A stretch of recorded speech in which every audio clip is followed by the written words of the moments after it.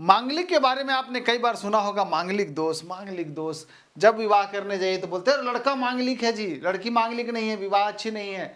या लड़की मांगलिक है तो लड़का मांगलिक नहीं, लड़का मांगलिक है तो लड़की मांगलिक नहीं। किसी न किसी वजह से डिले होने लगता है।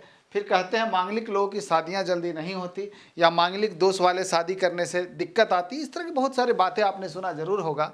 आज का टॉपिक ही रखा हूं मैं, मांगलिक दोष कैसे कुंडली में देखना है और हमारे जीवन में उससे क्या प्रभाव आते हैं, किन बातों पर ध्यान देने की जरूरत है, अब एक्चुअल में उसके उपाय क्या होने वाले हैं। नमस्कार, मैं हूं आचार्य पंकज और आप सभी का स्वागत है वास्तु शिखर में।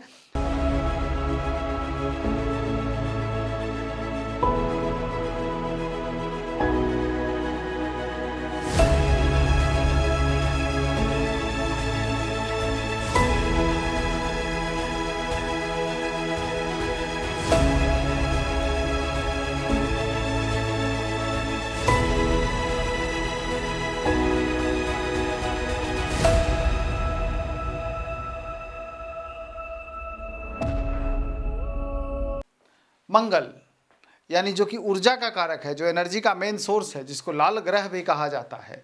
मंगल को ज्योतिष में सेनापति का रोल भी दिया गया है। यानी हम कहें कि हमारे शरीर में अगर ऊर्जा है, रक्त है, ताकत है, कॉन्फिडेंस है, विल पावर है, अग्नि है, तो मंगल है। अब कुंडली में 12 घर होते हैं और 12 घरों में मंगल कहीं भी बैठ जाए तो क्या सेम इंपैक्ट देगा? बिल्कुल भी नहीं। तो कुछ ऐसे घर हैं जहाँ पे मंगल बैठ जाने के बाद वो घर की एनर्जी बहुत स्ट्रांग हो जाता है, और हम कहते हैं ऐसी कुंडली वाले की व्यक्ति की शादी वैसे ही लगभग मिलती जुलती कुंडली वाले से हो तभी अच्छा है। अदरवाइज यहाँ अग्नि की ताकत इतनी स्ट्रांग है कि जिससे भी विवाह होगा, अगर वो मांगलिक नहीं यानी ऐसी एनर्जी नहीं है, तो दोनों के बीच के तालमेल खराब हो सकते हैं और कई तरह की समस्याएं आ सकती हैं। सबसे पहले हम बात करेंगे मांगलिक दोष देखते कैसे हैं। पहला घर, चौथा घर, सातवां घर, आठवां और 12वां, 1 4 7 8 12।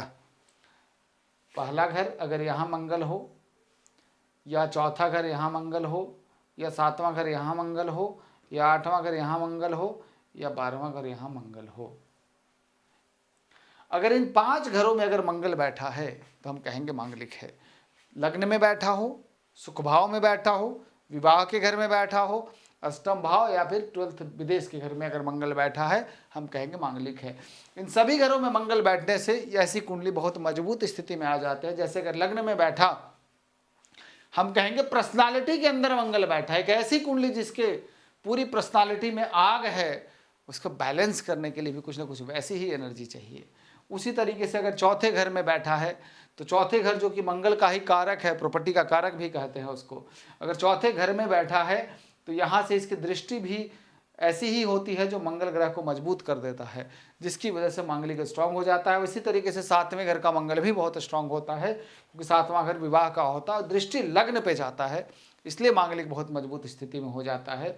अगर आप देखेंगे तो कहीं ना कहीं ये सारे मंगल उतने ही मजबूत होते हैं। 8वें घर का मंगल अष्टम भाव राहु का घर होता है, और जब राहु के घर में मंगल बैठे तो बहुत पावरफुल हो जाता है। इसलिए 12वां घर जो है सैया सुख का घर होता है, और जब यहाँ बैठे बेड प्लेजर वाले हाउस में तो कहीं ना कहीं शारीरिक शक्ति और सेक्सुअल एनर्जी को बहुत इंक्रीज कर देता है, जिसलिए मंगल बैठे तो हम आग कहते हैं। ऐसी कुंडली वाले व्यक्ति की शादी भी ऐसी ही कुंडली वाले व्यक्ति के साथ होना चाहिए, चाहे लग्न में बैठा मंगल हो या फिर 7वें घर में बैठा हो। मैं कहता हूँ कुछ बातों पर ध्यान देने की जरूरत है। जैसे अगर किसी का मंगल यहाँ बैठा है, ऐसे लड़के की शादी वैसे लड़की से नहीं होनी चाहिए जिसका लग्न में ही मंगल बैठा है। ये थोड़ा ध्यान रखना।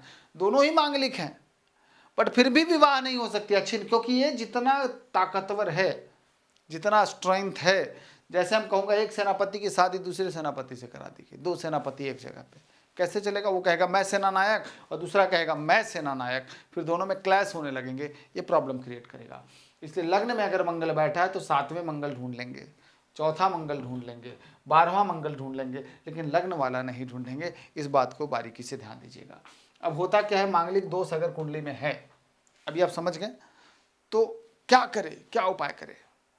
ऐसे हम लोग कहते हैं मांगलिक दोष है, और एक एज, सर्टेन एज के बाद, जैसे 30 के एज के बाद इसके इम्पैक्ट कम होने लगते हैं। फिर भी मैं कहता हूं अगर लड़के का मांगलिक दोष है, लड़की का मांगलिक दोष नहीं, और फिर भी विवाह की बात चल रही है, शायद प्रेम विवाह हो, या किसी भी वजह से विवाह की बात चले तो हम कहेंगे 2 शादी करवाइए। कैसे? पहला वट विवाह, पीपल से या वट से कोई भी एक वट विवाह करा दीजिए, फिर दूसरी बार जो है वो शादी होगी, तब देखेंगे वो चीज़ें ठीक होने लगती है। फिर क्या, मंगल शांति का पूजा होता है। मांगलिक दोष में मंगल शांति के पूजा से भी मांगलिक दोष का प्रभाव कम हो जाता है। और हमेशा लाल मंगलवार के दिन लाल कपड़ों का दान करना चाहिए। अगर आपकी शादी हो गई है, व्यवधान आ रहे हैं क्योंकि दोनों मांगलिक, एक मांगलिक है और दूसरा मांगलिक नहीं है, तो भी एक तरीका बताता हूँ, किसी मंदिर में जाके दोबारा विवाह कर लीजिए। किसी मंदिर में जाइए, 7 फेरे दोनों मिलके ही वहीं पे विवाह कर लीजिए, जिससे कि इसका दोष खत्म हो जाए। आप देखेंगे आपकी लाइफ अच्छी होने लगेगी। मैं आशा करता हूँ अगर कोई भी मांगलिक है और उनके जीवन में परेशानी आ रही है तो इस उपाय से उनको जरूर लाभ मिलेगा। नमस्कार, राधे राधे।